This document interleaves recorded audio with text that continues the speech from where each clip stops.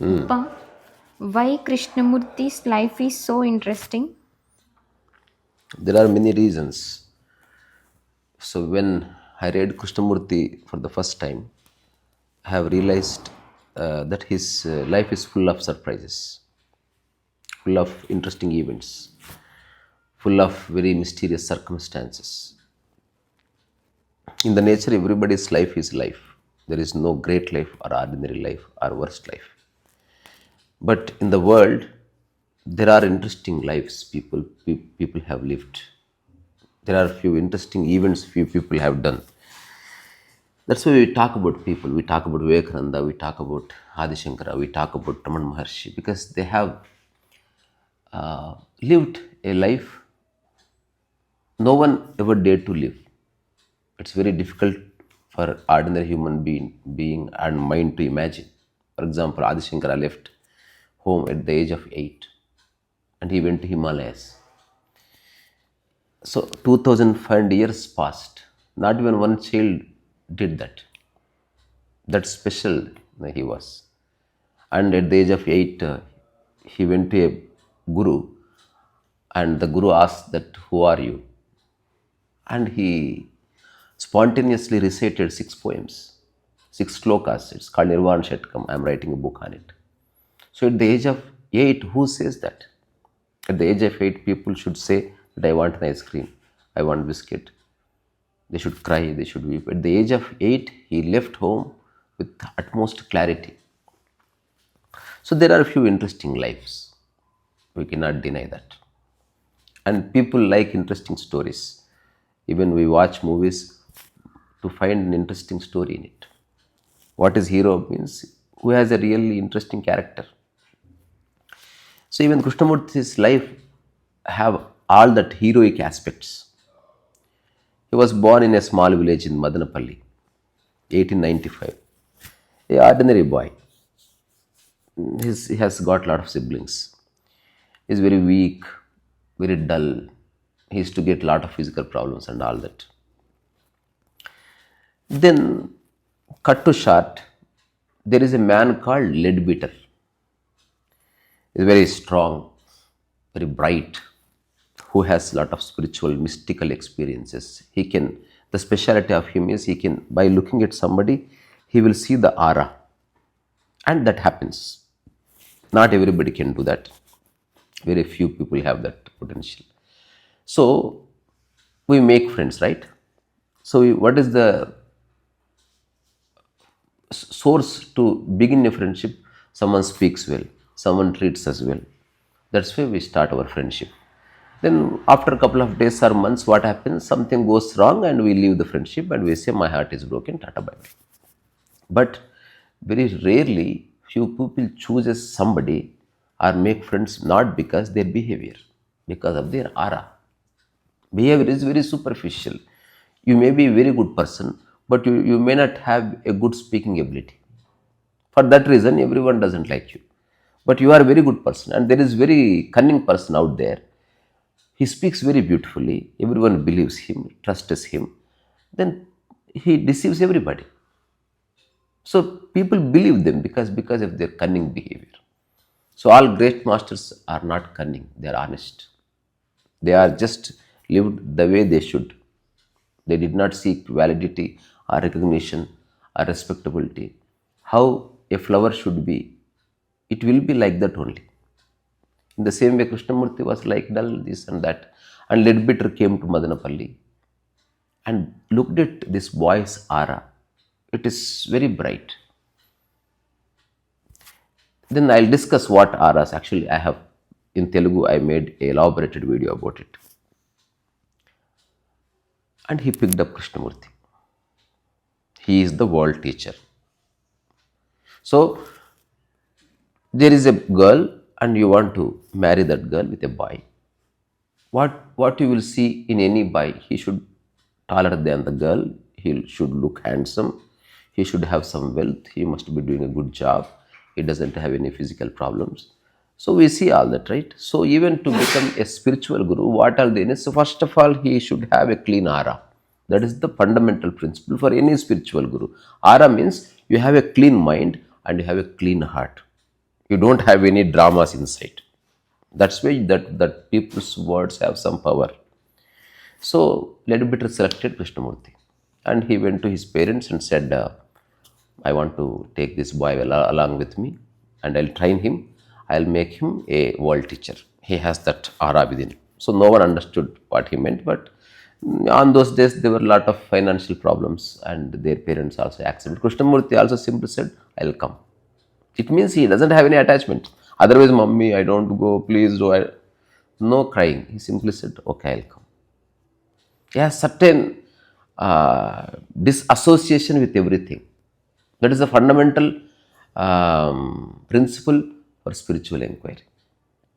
Even after doing hundreds of years of spiritual inquiry, still you have attachment, you have some personal agenda, you have some identity crisis, then you are not going anywhere. A person did not do anything, but he doesn't have any attachment. He is being with everything, but without attachment. That minds are very rare. So this is one thing attracted me.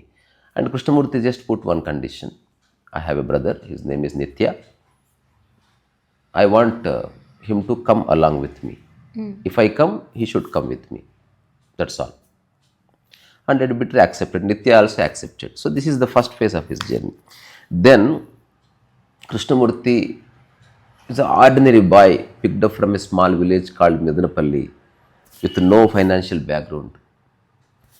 Then he was introduced to big castles, big buildings, big green pastures, palatial buildings, and he was introduced to all countries of the world. He was taken and he was initiated into the ashram. And we have to take few names, they are very important. The first name is Madam Blavatsky, and she is the founder of Order of the Star. It's called Theosophical Society. In Telugu, it is called Divyajnana Samaja. So Krishnamurti belongs to Divyajnana Samaj. So on those days, Divyajnana Samajam is like now Sadguru's Isha Foundation, big buildings, big Shiva statue, lot of infrastructure, lot of disciples, lot of events. On those days, in 1900, so Divyajnana Samajam, the Theosophical Society, was one of the biggest spiritual organization of the times. So Madam Blavatsky began it, and Ledbetter, one of the important founder, president, or something like that. So he is traveling all over the world to find a world teacher, and there were many great masters they have at their fold, like Master Kutumi, Master KK. So they were they have spiritual experiences, and they can train anybody according to spirituality. So what spirituality means, no ego, no attachment, this and that, and developing a vision, something like that. So and Nitya and Krishnamurti were trained. Most importantly, Krishnamurti was trained under Master Kutumi, Master KK, Anibisintu, Ledbetter, and Madam Blavatsky, and they were treated so well. So this is the second phase of Krishnamurti, where he was selected as a world teacher, and he was trained under tutelage of Master KK Kutumi and Anibisint, Madam Blavatsky, and Mark Ledbetter. This is fine. So the main theme of my podcast is this: people won't give up 10 rupees. People won't give up their property. They kill each other in this world. Krishnamurti gave up his entire wealth because he was the president of the order. On those days, these people say that they might have 5,000 crores of rupees, and they have thousands and thousands of acres property. They have a lot of gold. They have what people crave for. They have, if you are talking, people should listen to you. And if you are going, you should have a good car. If you are going home, you should have a big mansion. This is what people want. Everything Krishnamurti had because of Ledbetter or order of the society or something. But why Krishnamurti abandoned? Because he had seen the futility of it. He did not cling to wealth. That is the biggest breakthrough in Krishnamurti's life. The first thing when I read his books and his autobiography and books written by his friends, one thing stuck my mind. So this man is something special. Because whether truth is there or not, people stick to property. People love to enjoy wealth. Krishnamurti simply abandoned his wealth, his hoda. Because if Krishnamurti uh, becomes the part and parcel of the organization, undoubtedly he would have become one of the greatest celebrities. And already at that time he was celebrity. So at the age of 29 he abandoned the organization. Before 29 itself he spoke in Aikraj Samiti. So all big platforms he spoke. But why he left? Because he has no attachment. He was really seeking the truth. He was searching for something which has real meaning. And on those days, he used to give lectures to order of star people, and he used to say all nonsensical things which is written in their Theosophical Society books. What Madam Blavatsky has said, Madam what Lady Bitter has said, those videos are available. He used to speak poignantly with Western style English. People used to come and people used to take his blessings, and he used to enjoy. But one day, his brother Nitya died. Tomorrow I'll talk about it. The bond between the ultimate attachment. He has only attachment. If at all we call it attachment, he has only attachment with his brother Nitya. And there his entire philosophical or spiritual understanding turned upside down. He just became absolutely silent. One photograph is available. Someone shot at the age of 29. He looks extremely serious. Extremely serious. And he disappeared into thin air for a couple of years. Nobody knows where Krishnamurti lived. So he abandoned the organization. What are repercussions? And Mark Ledbetter gave an interesting statement. He said, spiritual teacher gone astray. That's what he said. Daritapira Guru. So the society was there. Theosophical society was still functional. Just they threw Krishnamurti out of the organization. Organization continued. Krishnamurti became free. And the last speech he gave without preparation, he said that for spirituality, there cannot be a guru. There is no guru, there is no disciple. Everyone has to find their own freedom. There is nobody will come and give you liberation. You are suffering because you are with your own problems. Your attachment, you have to clear, you have to look at it. And people surprised because this is not something they have expected. It's like the Jesus second coming in the civic. They said that we are going to prepare a teacher who is having the capability of Jesus and Buddha. That's what there were rounds, advertisements all over the world with Krishnamurti's photograph. He was very smart, young, such a beautiful teacher. But at the age of 29, he said Tata bye bye. Probably 1920 or 25 something. I don't remember the date. Then, out of 100, 99% of society people left Krishnamurti, and Krishnamurti became alone. And few people really liked what he said, and they have given shelter to Krishnamurti. And Krishnamurti started looking at life again. So he kept a Theosophical Society, years of spiritual practice, meditation, all the nonsense and jargon he kept aside, and he started looking at life again with fresh mind. Then he simply said, Krishnamurti probably was one of the first person in the modern era who did not start an organization, spiritual organization. And there is JK Foundation. It is not a spiritual organization, not in the sense. I can start an organization in the future, but it cannot be a spiritual organization where the Guru is there, disciples will come, Guru will give darshan, teachings, like Sadguru gives. According to Krishnamurti, all bakwas. Krishnamurti says, don't enter into any bond. Free. To understand life, you don't have to become a disciple. Just listen carefully. You don't have to become disciple, then listen. You have ears even before you become a disciple. Just listen carefully. Look into it life. He used to say with utmost serious, "Sir, this is something very serious I am saying. For God's sake, listen to me. Why are you wasting your time and life and all that? What is your life?" So he started speaking from when he reached 44 or 45. Then he started speaking on various platforms, and people started listening to him. A new philosophy, a new with a new idea. He did not even take Theosophical Society's name. He did not take the name of Madame Blavatsky. He did not utter the name of Leadbeater. He did not say anything about the Star Order. He did not speak about any great person in the world. If someone asked Krishnamurti, I'll conclude by saying this. So the Buddha was so great. And Krishnamurti said, "I don't know, sir." He simply said, "I don't know. Why should I pay attention to Buddha, whether he is great or who am I to give certificate? I am talking about my life." So Krishnamurti said something, the Buddhist scholar said, exactly Buddha also said the same thing.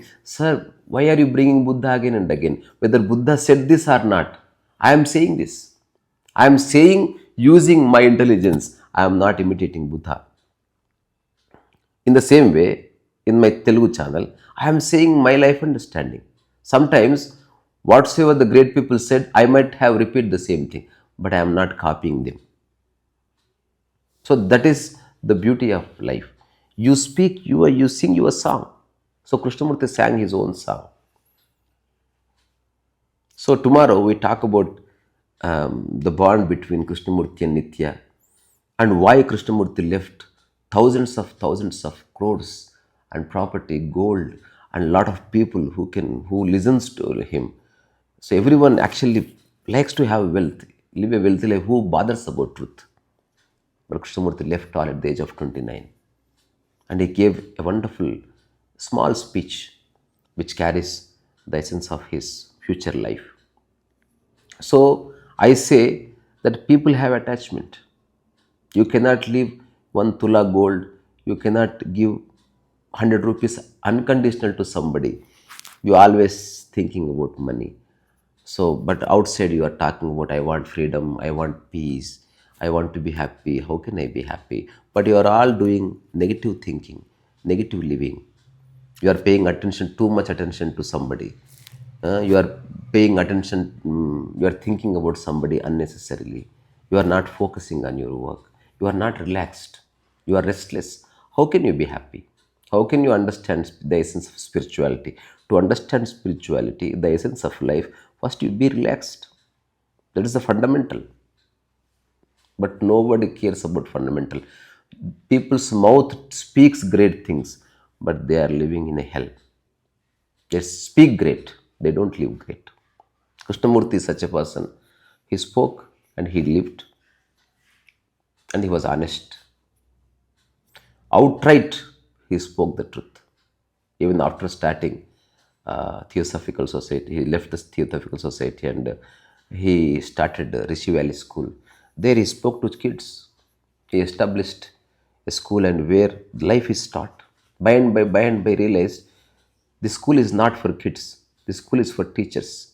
Teachers are unable to understand what is it. Kids are okay. They are perfect.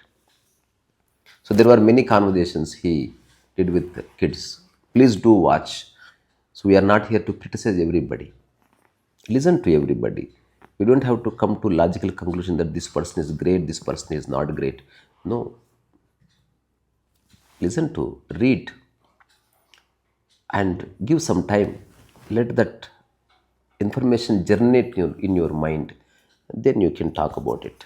So personal level, Krishnamurti is one of the most interesting character, a person I never come across in my life. The most, I see a lot of authenticity in him. I always search for authenticity in my life also. I know thousands of people, but I decided to live alone because lack of authenticity, deception, people take for granted.